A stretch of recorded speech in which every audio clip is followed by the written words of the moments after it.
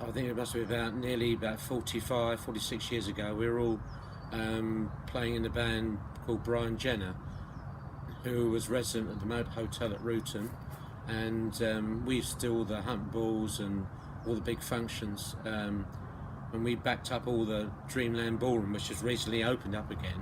We backed up all the big names there on a Thursday night. We did that right way through the summer, and we were very, very busy, but it was lots of late nights, and we was a bit envious of the band leader because he was making lots of money and we weren't. So we toured the idea of doing a function band, and we called ourselves Unit 5, and we all gradually left Brian, which obviously he wasn't very happy about, and because about 4 years before we left, I had a hit record on that, and he was still playing on that. So anyway, we started looking out for working men's clubs, not pubs, but just working men's clubs, and we worked our way up.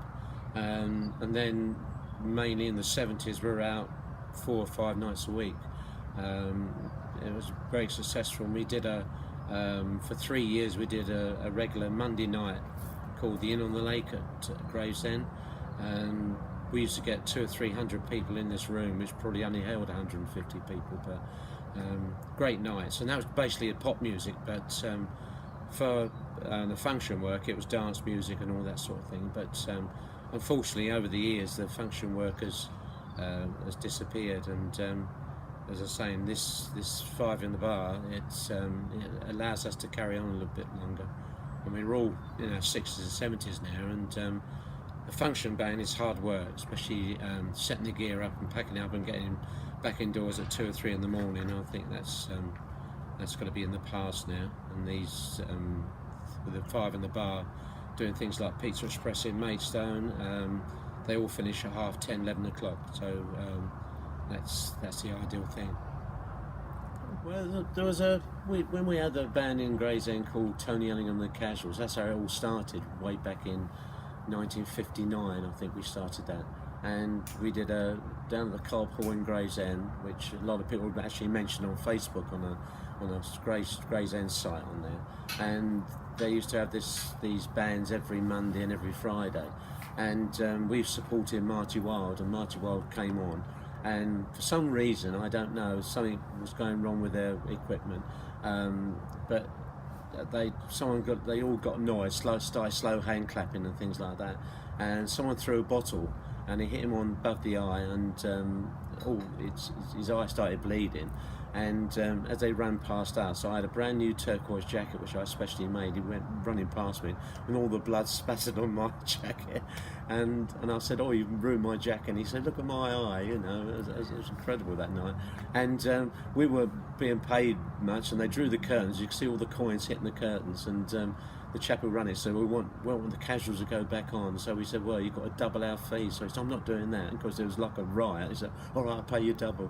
So they opened the curtains, and we saved the day, sort of thing. But a lot of people remember that on Facebook. It's amazing. But that's how it all started. Then.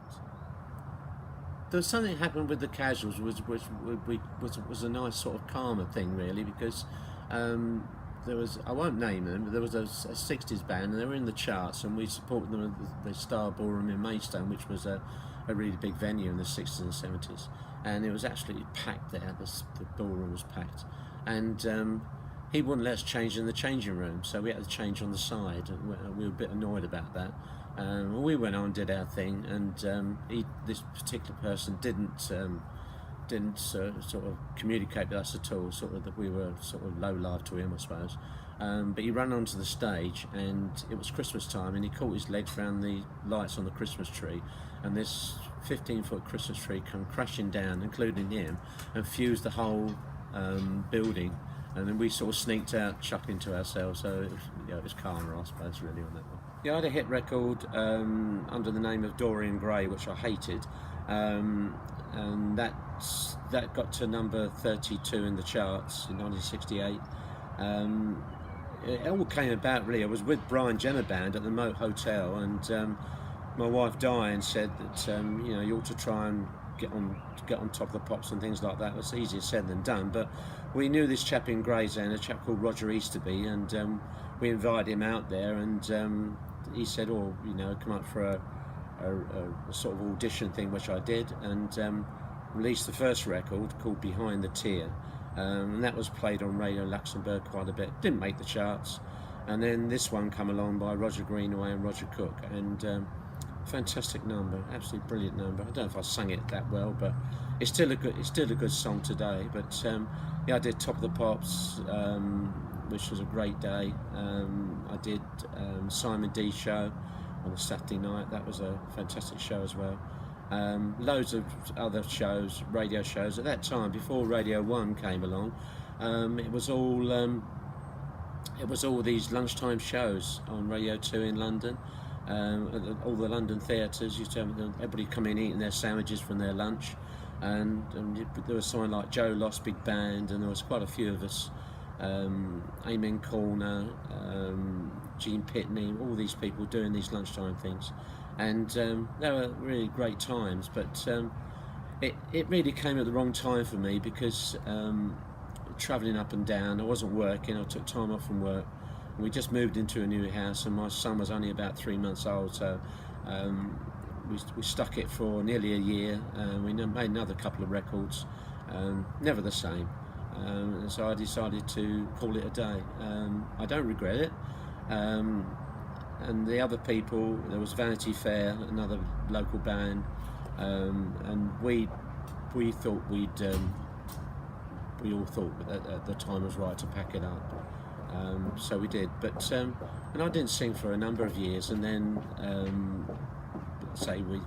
I went back to Brian. I left Brian, went back to Brian after a couple of months, and we stuck it for 2 or 3 years before we came up with the idea of Unit 5. But I don't regret making the record. It was a great time, and I think it probably would have gone higher if the pirate ships hadn't come off the air. At the same time, the pirate ships came off the air. The government forced them off the air, and of course they stopped playing most of the records, including mine. And but there was people on there, Roger Day, I still keep in touch with, a DJ on there.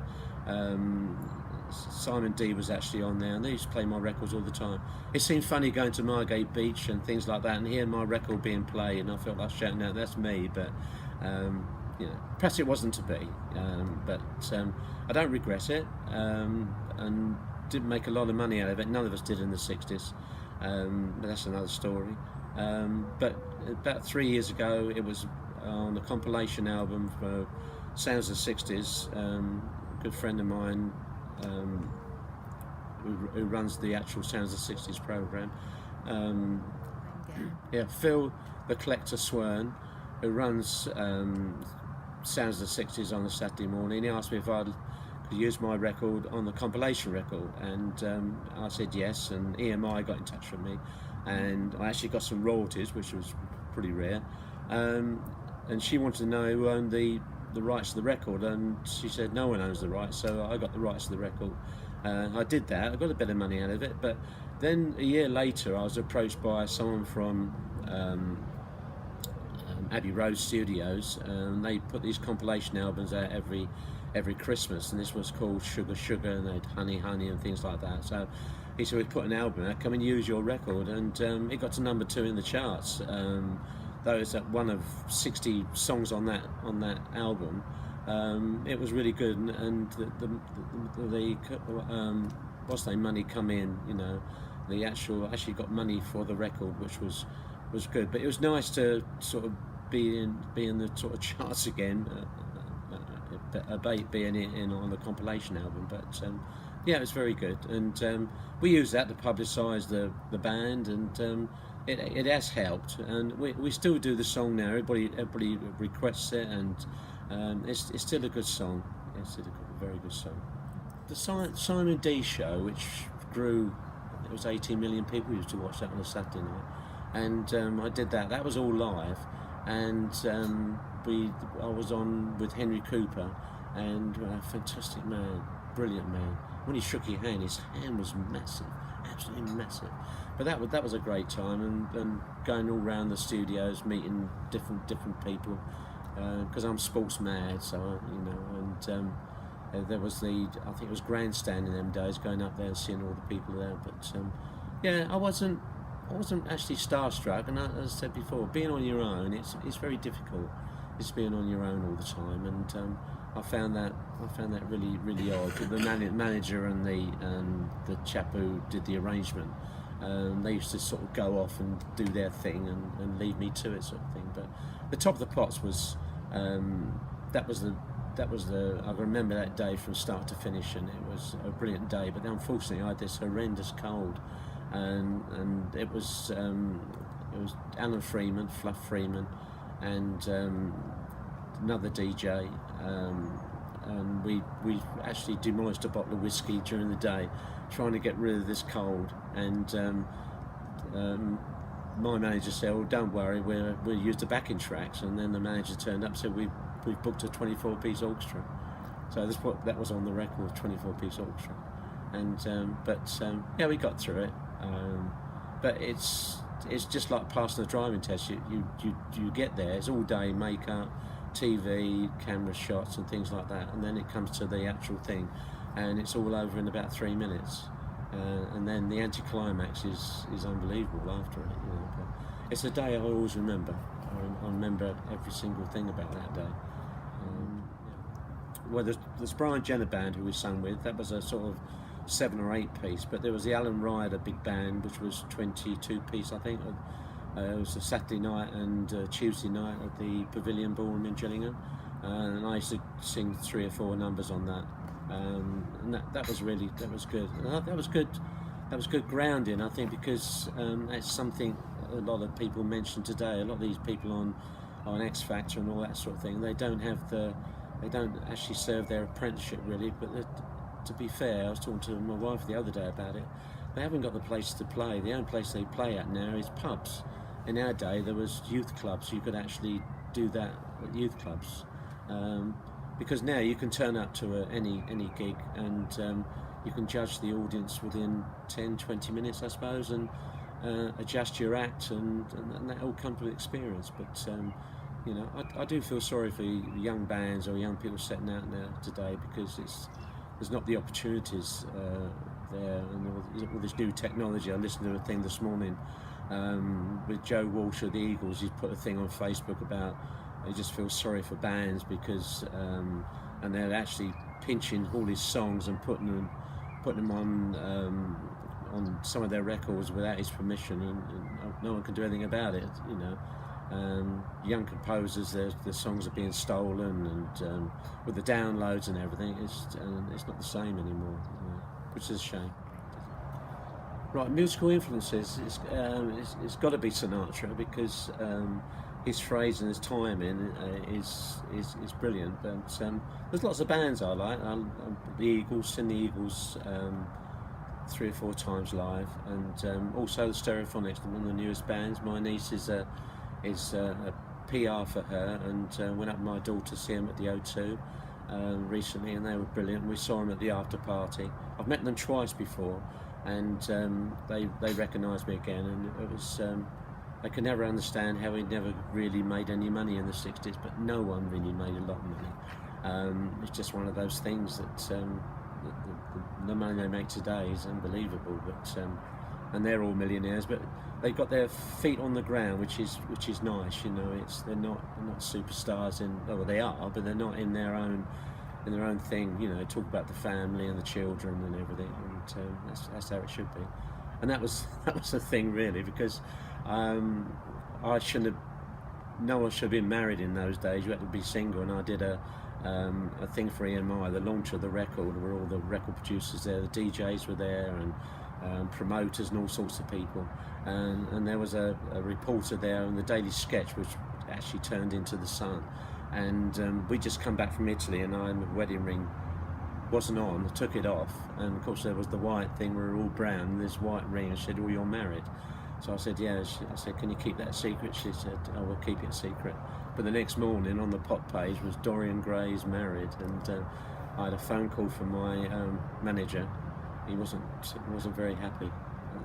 At least. It really came about. I was meeting my grandson from school over in Bearsted, and there was a chap I knew there who owned was a manager of a restaurant at Westmoreland Way, and he said we had a how are we doing with the band? I said fine, the function band Unit 5 are doing really well, but he said, oh, we had a Michael Bublé tribute. So I said, well, it's probably someone with a laptop. He said we couldn't afford a band, so we just went back, talked to the others about it, and they said, oh, let's do it. It was hardly any money in it, but it's something that we always used to do years ago.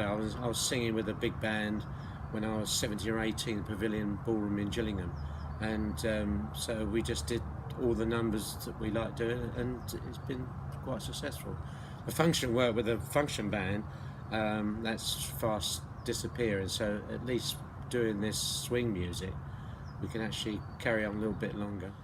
I mean, the biggest thing was with David Bowie back in the 60s. He used to lodge with a friend of mine in Twiddle, and he's a great musician, great bass player, and but how he became a star was amazing, really, because he was so quiet and he would just sort of sit there and play guitar, and personality-wise, it just wasn't there. But it's just amazing how he.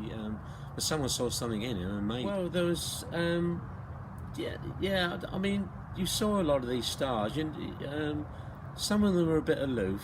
That's what I call it.